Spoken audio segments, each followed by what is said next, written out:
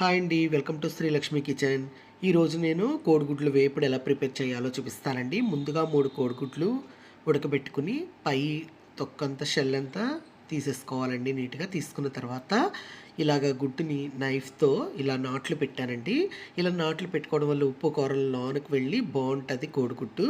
చప్పగా ఉండదు. అలాగే 3 పచ్చిమిర్చి పొడవుగా కట్ చేసి పెట్టుకున్నాను. ఒక 3 మీడియం సైజ్ ఉల్లిపాయలు చిన్న చిన్న ముక్కలుగా కట్ చేసి పెట్టానండి.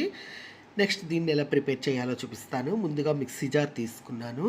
ఇందులో ఒక 10, 12 మిరియాలు వేసుకోవాలి. అలాగే ఒక 4 వెల్లుల్లి రెబ్బలు, అలాగే ఒక పావు టీ స్పూన్ జీలకర్ర, నెక్స్ట్ ఒక హాఫ్ టీ స్పూన్ సాల్ట్, అలాగే ఒక్క 3 స్పూన్లు కారం వేస్తున్నానండి.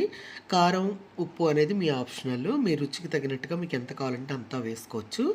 ఇలా కోర్స్‌గా గ్రైండ్ చేసి తీసుకొచ్చాను. చూసారు కదా, ఇలా కచ్చాపచ్చాగా గ్రైండ్ చేసుకోవాలి. ఇప్పుడు దీన్ని పక్కన పెట్టేసుకుందాం. ఇప్పుడు స్టవ్ ఆన్ చేసి బాండీ పెట్టి ఆయిల్ వేసానండి. ఆయిల్ చూడండి హీట్ అయింది. ఇప్పుడు ఇందులో ఒక పావు టీ స్పూన్ పసుపు వేసుకుని మొత్తం అంతా ఒకసారి కలిపేసుకోవాలి గరిటెతో. ఇలా పసుపు వేసుకోవడం వల్ల కోడిగుడ్లు అనేవి అంటుకోకుండా బాగా వేగుతాయి ఆయిల్లో. గిన్నెకి అతుక్కోవన్నమాట అండి. ఇలా గుడ్లన్నీ కూడా వేసుకుని బాగా కలుపుతూ ఫ్రై చేసుకోవాలి. గోల్డ్ కలర్ వచ్చే వరకు ఫ్రై చేసుకోవాలి. ఇలా కలుపుతూ ఫ్రై చేసుకున్న తర్వాత మొత్తం కోడిగుడ్లు చూడండి మంచి కలర్లో వేగాయి. ఇప్పుడు దీన్ని ఒక ప్లేట్లోకి తీసుకుని పక్కన పెట్టేసుకుందాం. నెక్స్ట్ ఇదే ఆయిల్లో ఈ పచ్చిమిర్చి కూడా వేసుకుని బాగా వైట్ కలర్ వచ్చే వరకు ఫ్రై చేసుకోవాలండి. అలా వైట్ కలర్ వస్తే మనకి పచ్చిమిర్చి అనేవి కారం ఉండవు. మనం గుడ్డు వేపుడులో ఇవి తినడానికి చాలా బాగుంటాయండి. అలాగే ఉల్లిపాయలు చిన్న చిన్న ముక్కలుగా కట్ చేసి పెట్టుకున్నాం కదా, అవి కూడా ఆయిల్లో వేసి బాగా కలుపుతూ ఫ్రై చేసుకోవాలి.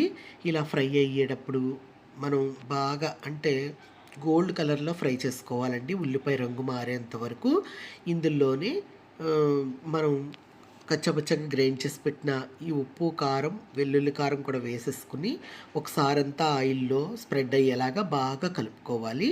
కలుపుకున్న తర్వాత ఈ పచ్చిమిర్చి, కోడిగుడ్డు 2 కూడా వేసుకుని బాగా కలుపుతూ ఫ్రై చేసుకోవాలి. ఎగ్గ కంటేలాగా లో ఫ్లేమ్లో పెట్టుకుని సిమ్లో పెట్టుకుని ఇది అంతా కూడా కలుపుకోవాలండి.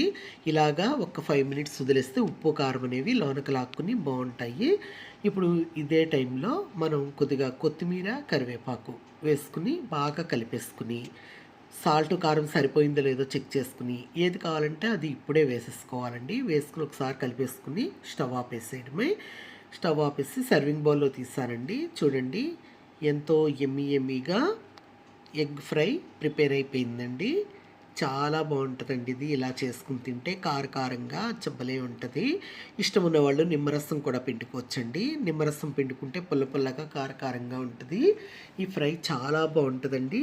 రైస్లో కానీ అలాగే సైడ్ డిష్గా మనం ఇది రైస్లో అలా డైరెక్ట్ అయినా కలుపు తినేయచ్చండి. చపాతీ కూడా చేసుకుని ఈ గ్రేవీ, ఉల్లిపాయ గ్రేవీ నంచుకుని ఎగ్ వేసుకుని తిన్నా కూడా చాలా బాగుంటుంది. అలాగే నా ఈ వీడియో కనుక నచ్చినట్లయితే లైక్, షేర్ చేయండి, సబ్స్క్రైబ్ చేయండి. మీ ఫ్రెండ్స్కి, రిలేటివ్స్కి కూడా షేర్ చేయండి. Thank you for watching. Bye bye.